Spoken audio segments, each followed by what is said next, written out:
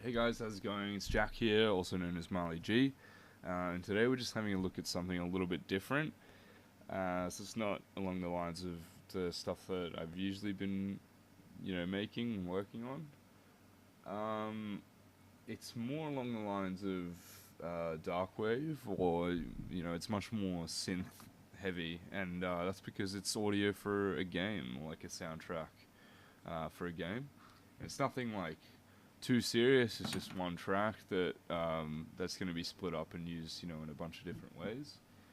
If you're not too familiar with the genre, um, here is just a little kind of demo on what it is and how it kind of sounds and the characteristics and stuff. So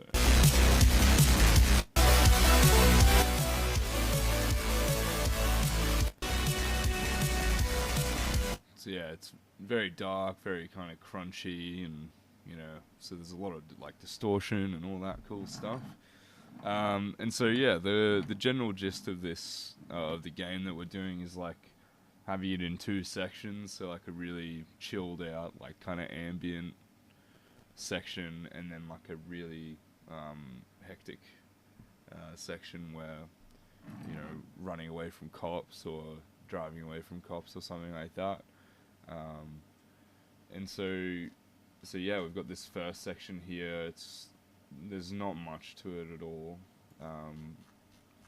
It's very simple. There's just like a lot of automation and stuff that's going on. And then the second half is a bit more complicated, but I'll let you guys have a listen to it, and then I'll run through some of the individual layers and stuff. So yeah.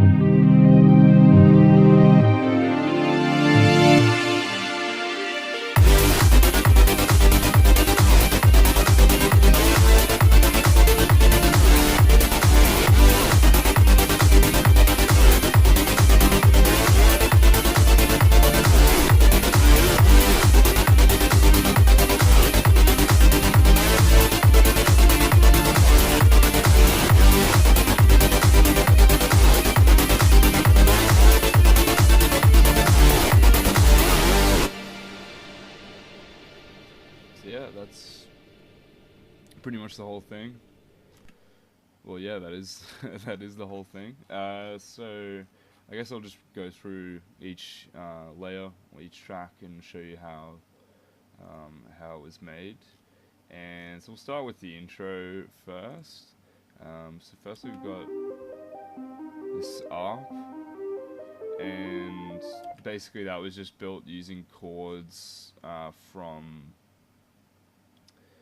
that I built off this main kind of, I guess you could call it a bass line and a synth kind of together.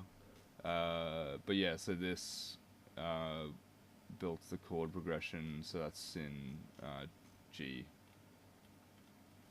I'm pretty sure, yeah. So it's in the key of G, so I built these chords based off that, and then basically it's just a really simple pluck. So if I turn the arpeggiator off, it sounds something like this. Oh no.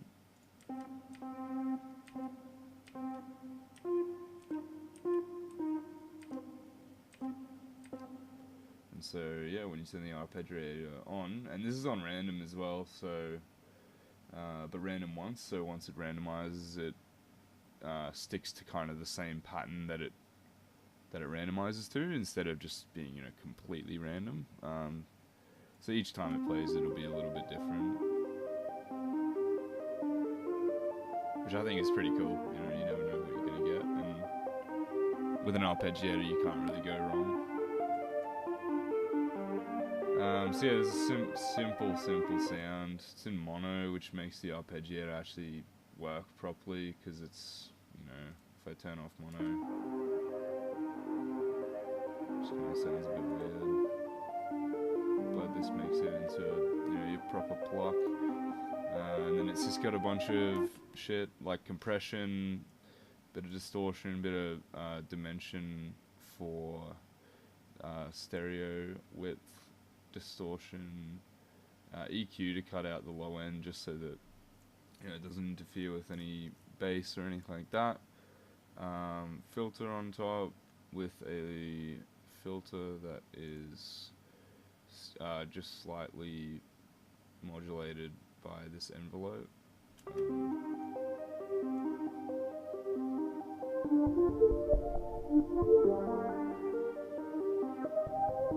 you get the idea. Resonance is up a little bit just to give it a bit more of that old school sound, and then like a shit ton of reverb on it as well.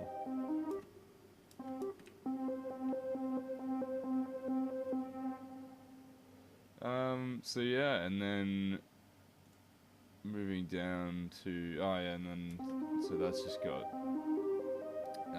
side chains to the kick drum, which I'll get into a bit later, and then there's an auto filter on it, which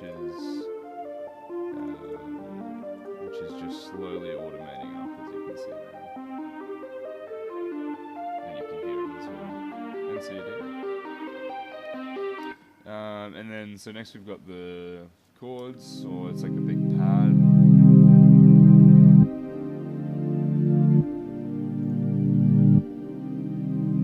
And basically,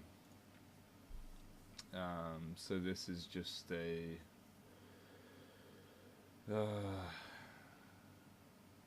yeah, there's nothing really to it. I mean, these are just like the most basic sounds ever.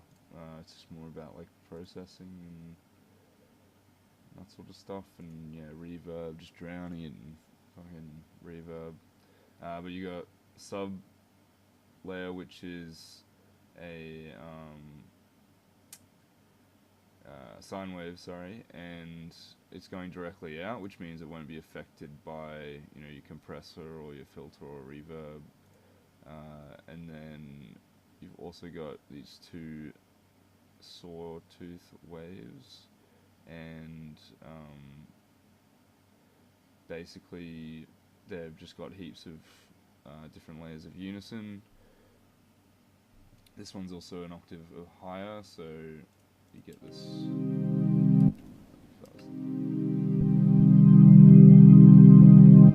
just kind of thickens it out a bit. And then yeah, so it's got a really long attack on it. It's 2 seconds, so they're just kind of like gradually fades in. Not much release because that's kind of covered by the reverb. And yeah, that's it. That's the sound. Again, we'll get into more of this sidechain compression in the chorus, and the utility is just for gain modulation. But I don't think I ended up even doing that. Oh yeah, no. So I just used a bit of like the utility gain modulation. I automated the gain just in the chorus to make it a bit less abrupt, and I'll get onto why. And then the last bit is just this. It's like a pluck bass kind of thing.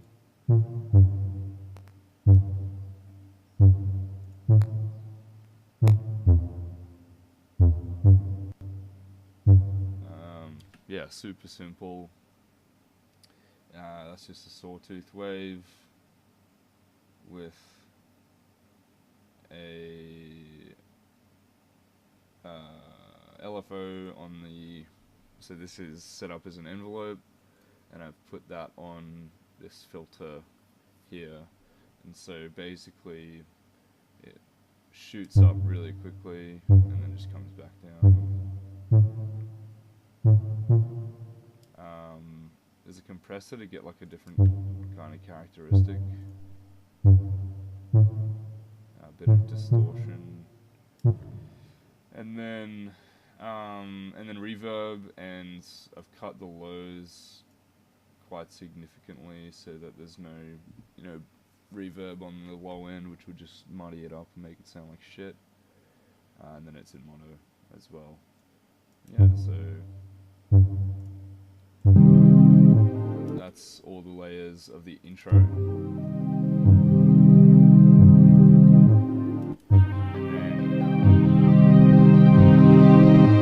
So getting into the main sectional, like the chorusy kind of section, you get this really big swelling, and that is the FX filter frequency on the sus chords, and it creates like a really cool effect because as the filter opens up, more frequencies are allowed through to the reverb, and so that creates like this really, really cool kind of swelling.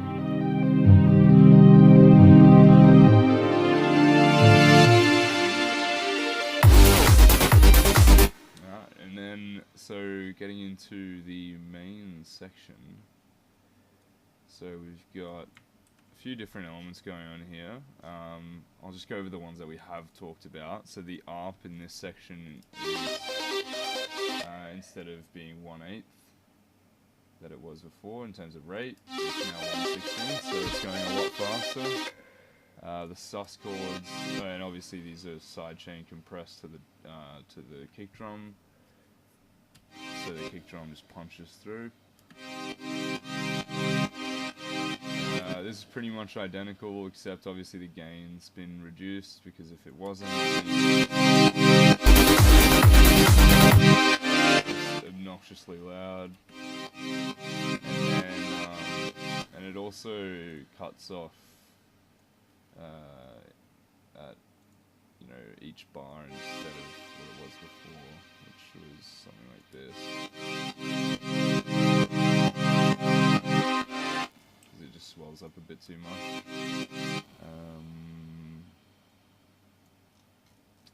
And then, yeah, so that's pretty much the only differences from in these two sections, the ARP and the sus chords from the first part.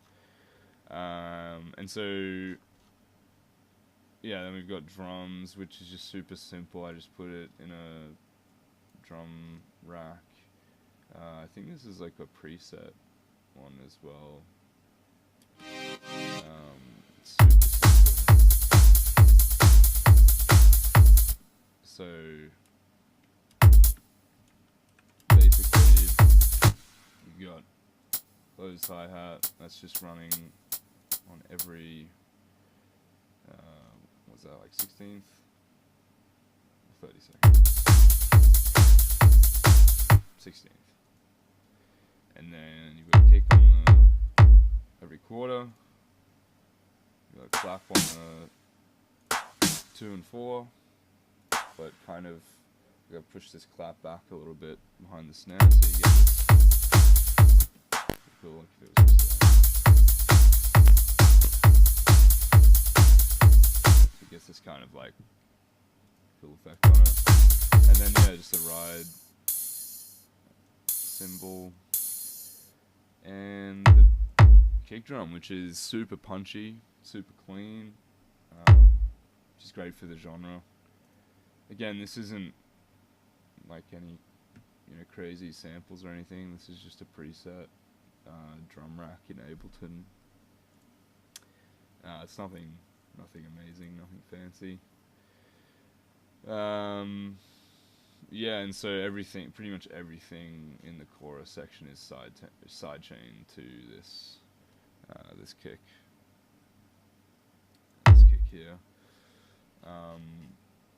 And then yeah, so now the kind of juicy part, which is this dirty synth lead, which takes up pretty much like the whole arrangement in terms of, you know, frequencies and stuff.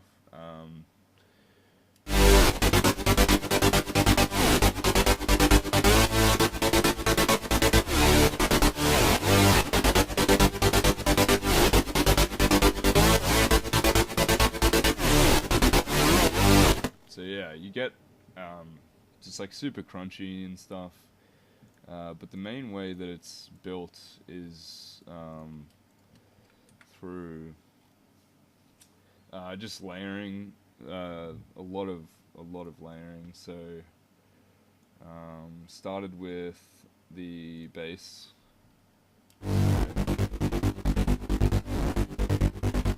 or like the low end of it, and it's basically just a sawtooth wave with quite a lot of unison, but it's kind of not detuned too much, and there's 2 octaves.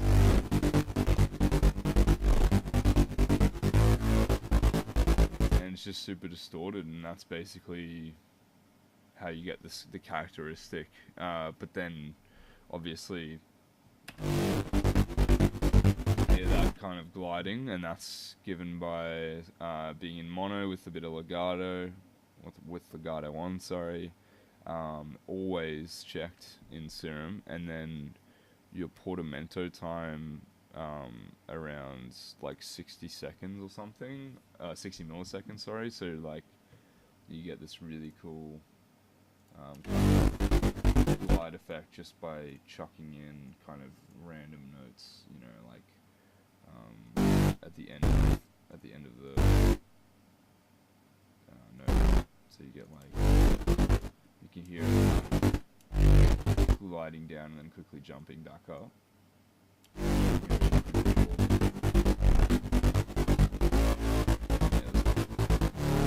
No, I didn't do it in that one.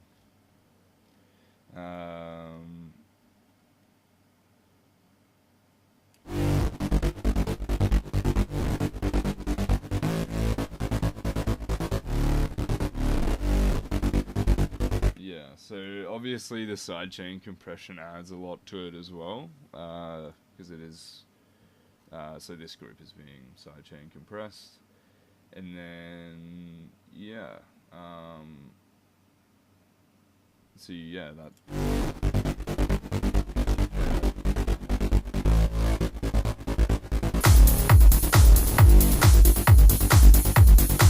to get the idea, and then the mids, it's borderline highs, mid to high, exactly the same sound,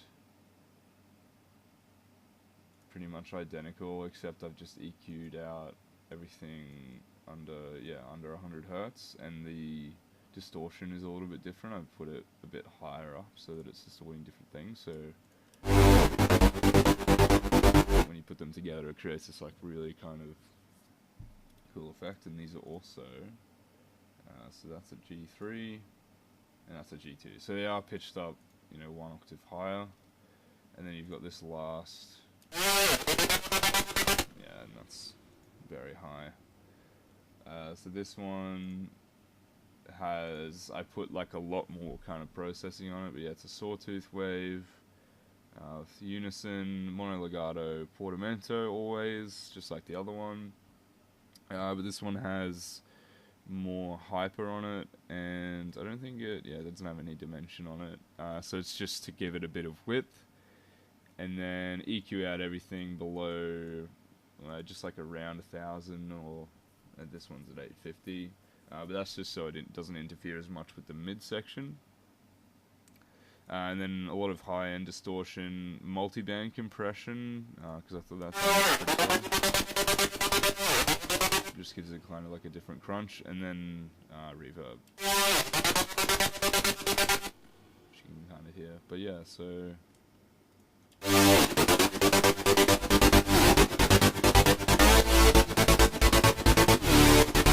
it's super simple, but when you layer it all like that, it creates this really cool kind of soundscape.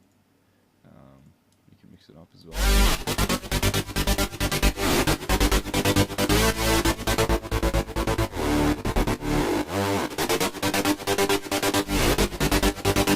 Yeah, and then I guess the other thing would just be the pattern. Like that sort of stab is really synonymous with that kind of genre. And then yeah, so that's pretty much it.